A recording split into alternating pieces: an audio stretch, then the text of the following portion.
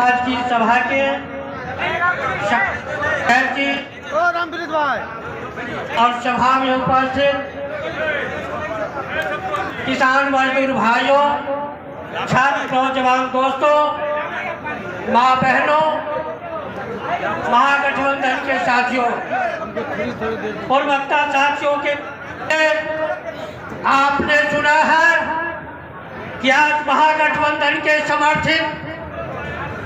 सन्नी हजारी जी का नामांकन आज होने वाला है और उसी नामांकन के अवसर पर आज एक छोटी सी सभा हो रही है और सभा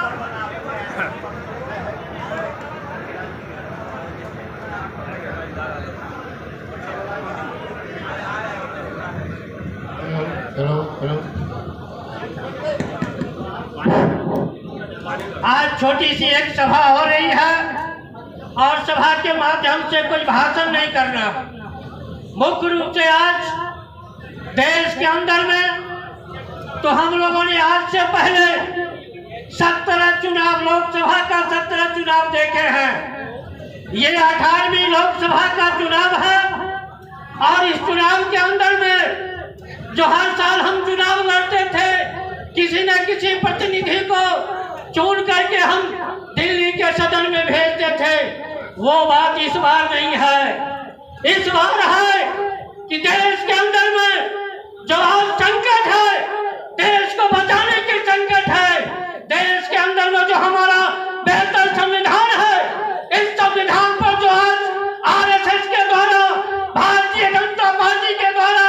जो आज खतरा हो रहा है, इस खतरा से आज दूर करने के लिए संविधान को बचाने की जरूरत है। आज लोकतंत्र को बचाने की जरूरत है।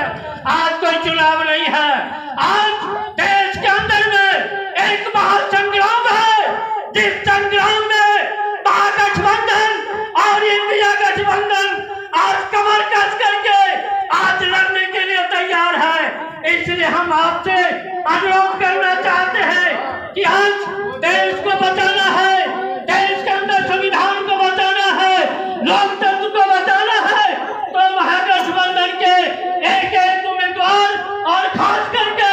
समस्तीपुर जिला, समस्तीपुर लोकसभा निर्वाचन क्षेत्र से हमारे जो लोकप्रिय उम्मीदवार हैं, युवा उम्मीदवार हैं, सन्नी हजारी, जिनका चुनाव चिन्ह है हाथ छाप और हाथ छाप पर एक बटन दबा करके सन्नी हजारी को समस्तीपुर के आम जनता को सवाल को दिल्ली के सदन में भेजने के लिए हमको एक वोट देना है। दूसरी तरफ हम कहना है कि आज भारतीय जनता पार्टी 10 सालों से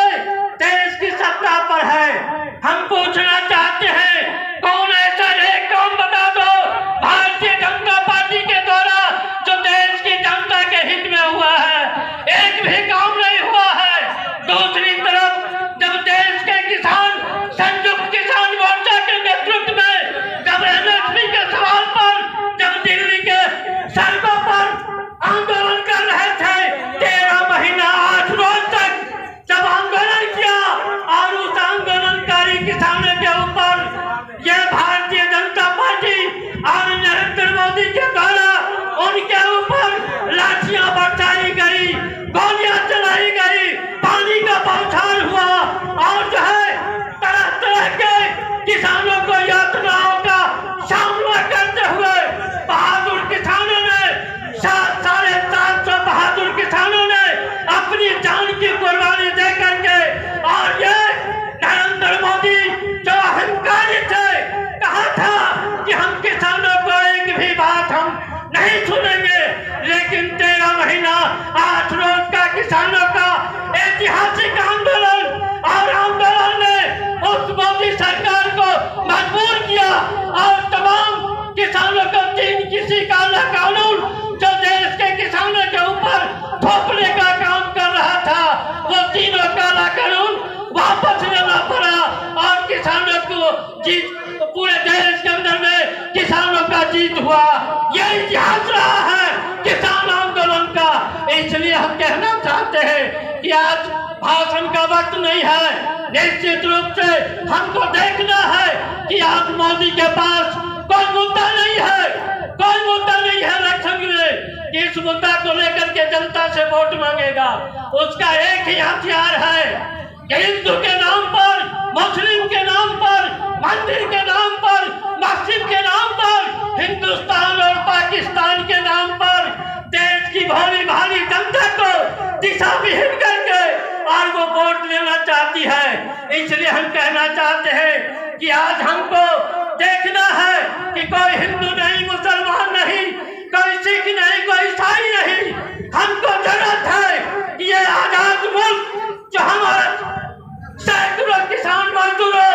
और शहीद आजम भगत सिंह, अशफाक उल्लाह खान, राम प्रसाद बिस्मिल, चंद्रशेखर आजाद जैसे